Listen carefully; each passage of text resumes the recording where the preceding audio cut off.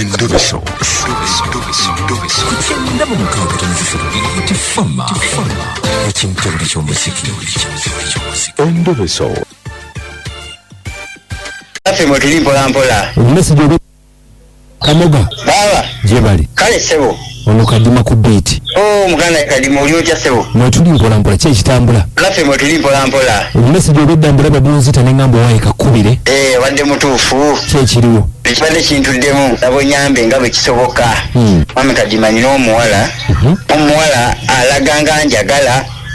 Ate najja n'abuza omuliro kale tuli awo bwetyo naye nga mpulira mwagala etamuka bulungi alinga akwagala alinga njagala naye amaliriza abuza omuliro abamaliza abuza omuliro kakati gwe musajja gwalina okwana gwe nkwana ye eri etya kiyinza okuba ekimubuzisa omuliro ng'olina nkwana mbi nze nga bwondaba sitera nnyo kwegamba kweyogerako nnyo bigambo by'amaanyi naye era nga bw'omanyi neegwoza nenkirako n'omukira gwa kapa buli kyansaba nkimuwa n'endowooza oba kati aba amatidde naye omuwala yabajja n'abuza omuliro owaayi anje mwali mwegaseeko n'omuwala mukulu kadima ate nandikubidde tutandika butandisi mpola n'ekigambo obugambo bwe mba mumusaba mba mpulira nga ntyamuko tugenda kukola bwe tuti omuwala oyagala tukole ki mbadde nsaba mwami kadima omuwala oyo omunkubirireko ku ssimu obeeko obugambo bw'omugamba ogamba nze oyagala nkukwanira omuwala sikunkwanira naye nsaba onyambe kyendabye kuba omuwala gwalinga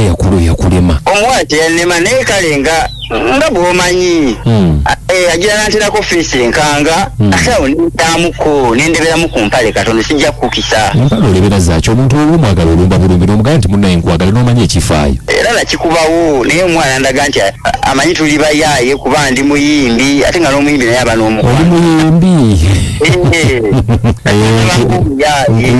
naye gwe muyimbi omuwala alimu ati okukwana n'otuuka okujja ewange kadima nkuyambe kulwaki tomukubira akayimba olaba akayimba nyina ke nakola naye nako kacaganidde mu studio nyina akayimba ke nali mukoledde ak'omukwano naye kacaganidde mu studio producer yamugamba akayimba akampe nja musasula mpola ne producer naye akyaganye kaali kake akayimba kaali ka mukwano nga kalimu obugambo obugonza omutima nsooka ompeemu mpulire mu kayimba nyimbiramu awo mpulire ekintu kitambule omukwano joyi nzijukira nakusisinkana omutima gwange wagubba n'ogubbalera ebaka baba wanjisebo ye joyi ye joyi ebigambo byonna bimugamba ate mufujo bigambayo bigamba nze otusse kale lengwa mu nkwano ogw'ekittavu ogw'ekimemmette omwana mukalubu kale tovaako kale sebo munoonyeeko wano ndabe kale sebo oba tusobola okumufuna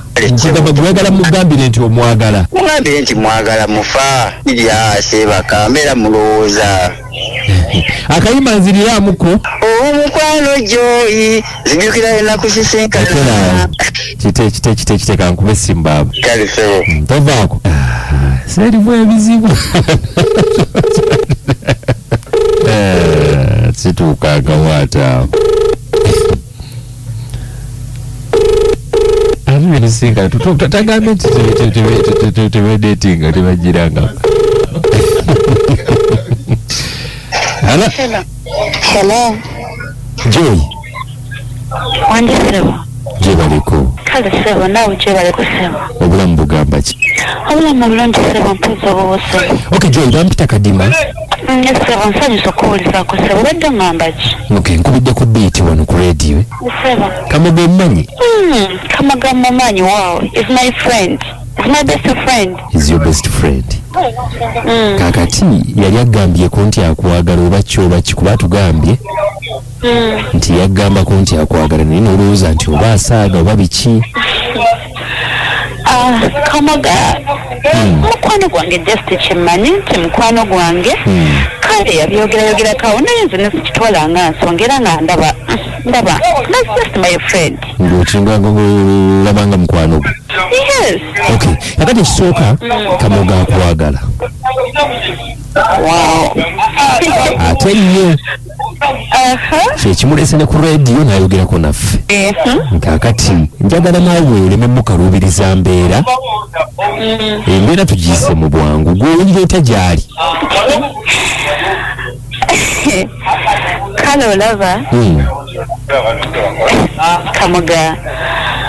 Mwagala naye katenze ndi mukyala atenze engeri gye mbadde nti mutwalanga mukwano gwange nga sisobola ate kitwala kwa Nazarevo naye kale nange nkiwulira nawe olina kyowulira mumpisiriza mwangu temunka kati Kamoga mulinaano kulayiri kwali Kamoga yogera konde Joy wuyo mumwogere byammwe kati mbalese kasa buli omu ategedde nti apenda munne mukwano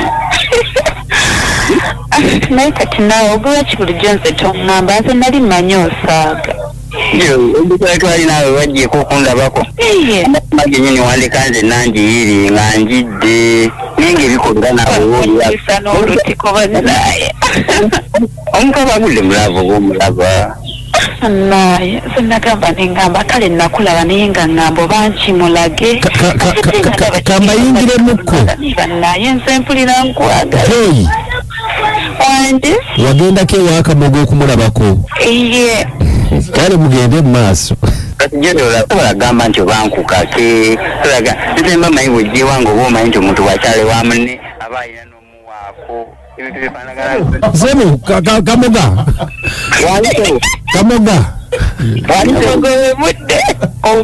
nsaba tukole bwe tuti enompewe tusagala oyogera ebintu bya kisirusiru ebitategeerekeka nasaba kunsonyiwa kakati Joy tolina kyogamba kyonna ogamba ki Kamuga mwagala ate nnyo Kamoga omwagala ate nnyo mwagala nnyo bannanga alina ebiso byatunusa nze nempuliranga tutegudde wangi sweet kankuwulira amazima mpulira mukwano enjagala gyenkwagalamu mubutuufu nze ne bwofa bayinza okuziikamu nze kuba mpulira nkufa bitole bya mmere omukwano guba guluma buli kati oba gyoyo ntoba kuba ondaba ngaomuyimbi ndaba ngaomuyaayiyayi muyimbi naye abaneraavu aye Kamuga nkubuulire tomanyi kyonkola ssaawa eno tokimanyi tomanyi bwe nyimiridde kati bwendi tosobola mpulira nze gulaba nfa wabula nnyamba buyambi onkolera ekintu eki ye osobola okunkubirako ng'ovudde ku mpewo kizira kintu kisobola omukwano nga sirya rediyo nyamba buyambi nyamba onkubirako wakikayajjeko eyo iyo ddala nkisobola nyamba okikole mukwano kikole bambi nyamba ekikwano kibebi kyange Joy wanje Kamoga alina akayimbako kayimba keyakola naye teyakakuwa kayimba kimukwano Kamoga wandisebo koona omukwano Joy nzijukira enakusisinkana omutima gwange wagubba lawulira sewaka jangu mukwano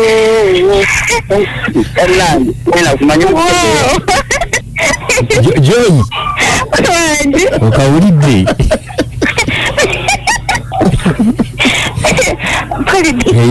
Kamoga birungi biva gyali neze mpulira obulaba muŋŋambira nkubireko nga siri akompewo nakubireko nga siri akompewo kale kiryoke Kamoga omulimu tugukoze ssebo taata neyanziza nnyo neyanzeege ntabira muveemu ebibala naye ebibala bijja kuvaamu kati yani Joy kale mukwano katubaleke mukwano kale neyanziza nnyo okunkubirako kale nawe weebali naye mwegendereze mwekebeze siriimu gyalyatta nedda Kamoga mulamu mugende mwekebeze guva mu byakamoga mulamu sikulimba mulamu mwami kati kutokebeza baali babakebeddeko Kamoga mugende mwekebeze tasobola kubaamu mbwa yonna mwe mujja genda mudde mu bintu by'ekisibe ebyo mugende mwekebeze va mu ebyo mwerabamu nyumirwa omuziki n'ebisesa ekintabuli ky'omuziki ekisinga omukwano kabogoza omutima gwange nakusisinka omutima gwange wagubba Kamoga akoze atya wabula kigezo kya mulimu zitama omuntu mukuba fireworks tuyingire 2026 Alubagamba kale njagala okubebaza batafu kubanga mbadde mutuwuliriza akanabe. Omusana ogwakabwe guti bannange lava egenda kusola abantu ettalo. Naye nga mwebale tuweereza ono timba toola adyeri. Ebali nnyo. Naye Mr. Kajima Kamoga asindisa asitamye naye baba temwerabira okwekwebeza temwerabira okwekebeza asitani atambula misana naye bannange sirimu agenda okutuluma kati wano tewagenda kubaawo kwekebeza kubanga buli omu kiri mwa musule bulungi abagigenze gitya kale nawe sula bulungi banji